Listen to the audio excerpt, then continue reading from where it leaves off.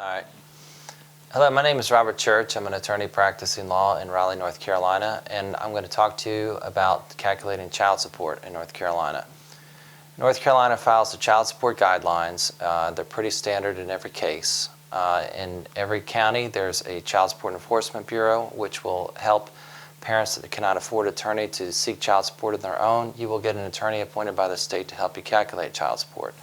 There's a couple things that you need to get together before you determine what your child support obligation is going to be.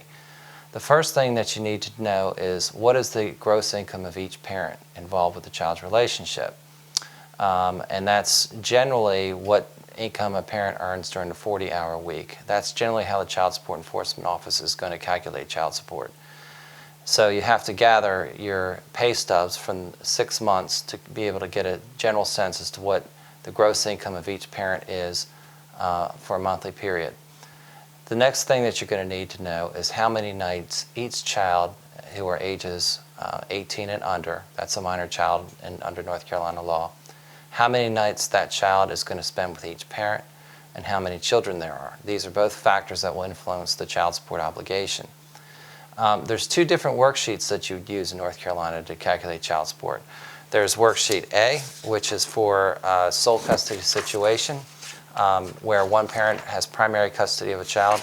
And then there's worksheet B. Worksheet B is a worksheet that you would use if it's joint or shared custody. Joint or shared custody is determined on how many nights each child spends with the parent. If both parent has more than 123 nights in a particular year, you're going to use worksheet B to calculate child support. These forms are available off the website for nccourts.org. You can download the child support worksheets. Just type in the form AOC 628 and AOC 627, and those are the child support worksheets that you can use to run your calculations.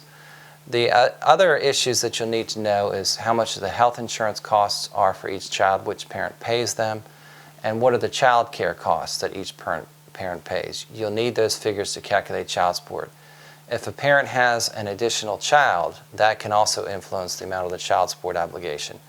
So that's what you need to do to work out child support. If you have difficulty calculating the child support, the Office of Child Support Enforcement is helpful, or you can consult a private attorney. You can consult me. It's robertchurch.com is my website, and I'd be happy to help you run through your child support calculations.